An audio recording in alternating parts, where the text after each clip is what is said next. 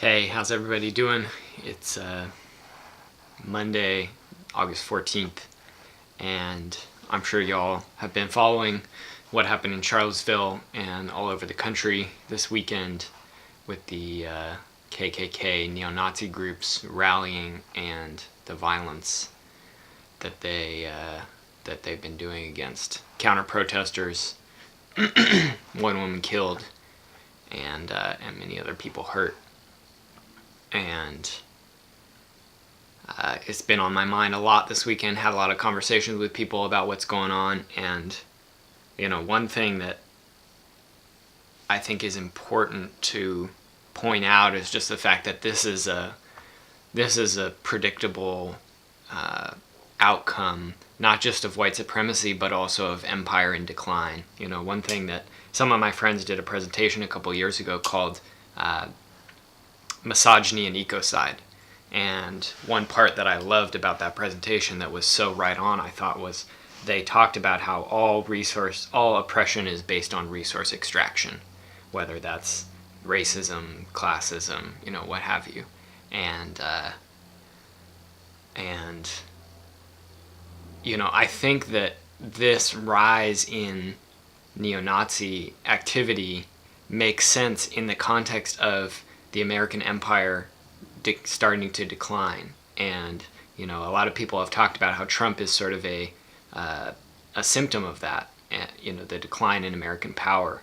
And so this sort of blustering figure comes into power because people want the U.S. to be the domineering force that it once was.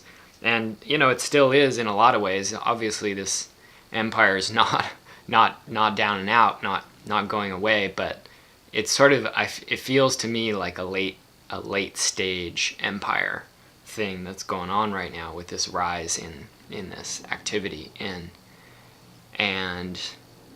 my friend Saba, her family's from Pakistan, and she talks about collapse, and the collapse of empire, the collapse of civilization, and she says, it's already happening there. It's not a future condition or something that you think about. And I think that's true around the world in a lot of areas.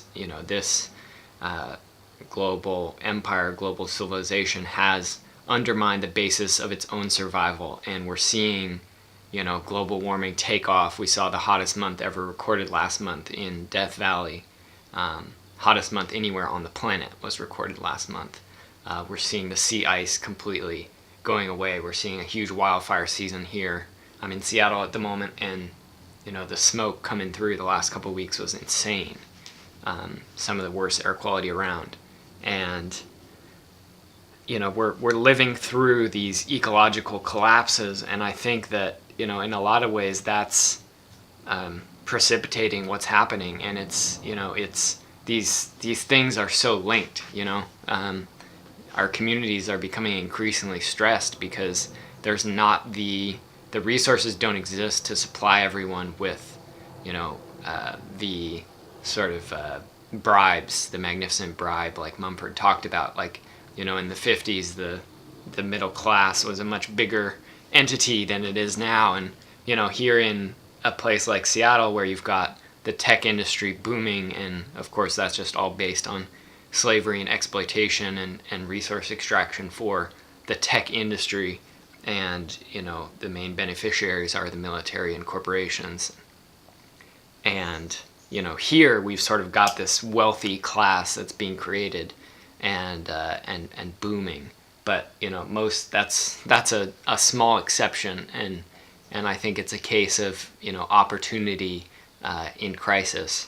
And capitalism will always find a way to exploit the situation. I'm sure many of you saw that tweet the other day from, I think it was the Wall Street Journal, that was saying something like, investors are trying to figure out how to make the most of nuclear war with North Korea if it happens. And just the insanity of that mindset. And another of my friends, Vince, he was sharing an article that he wrote back in December 2015. He did a trip to Australia, and there were some ultra right-wing neo-Nazi type groups down there that held a rally, and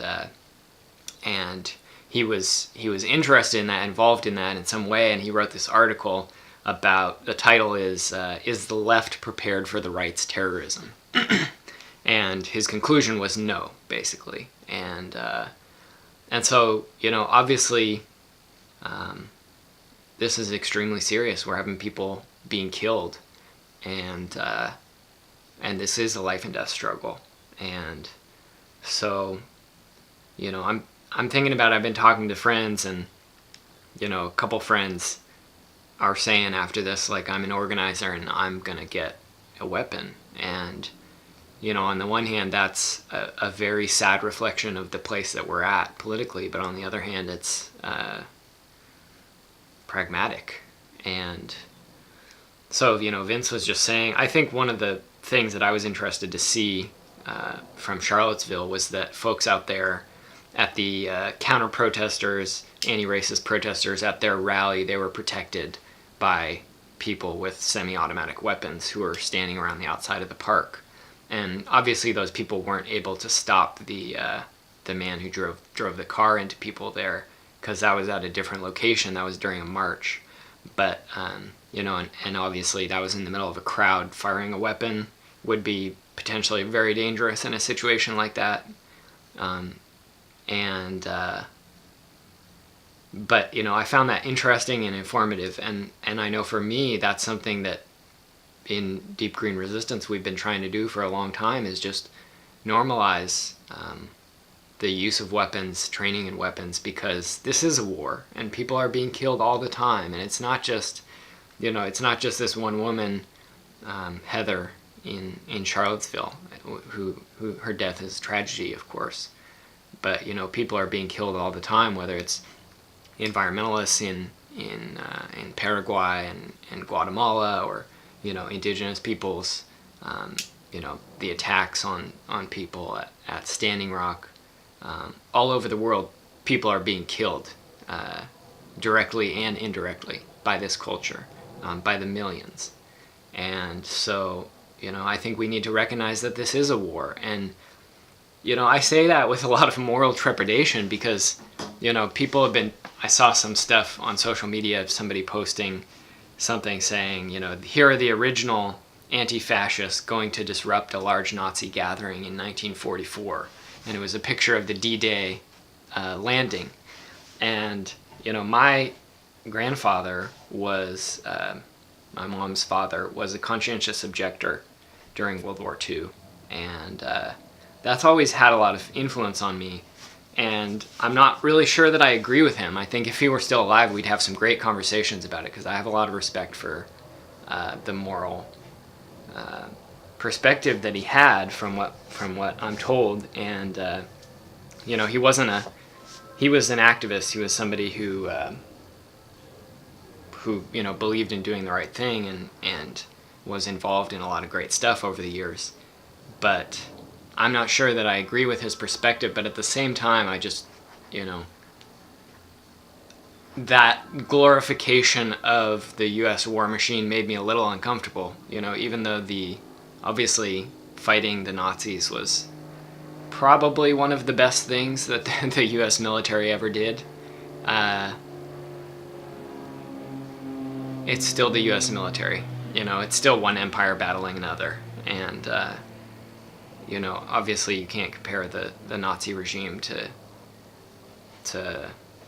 many others, but, the reality is that the Nazis were in many ways inspired by what this country did to the indigenous peoples. And, Hitler wrote about that in his journals, about how the final solution was modeled on what Andrew Jackson did in terms of the Trail of Tears, or the Trails of Tears, moving all the indigenous people east of the Mississippi out to Oklahoma and killing tens of thousands in the process.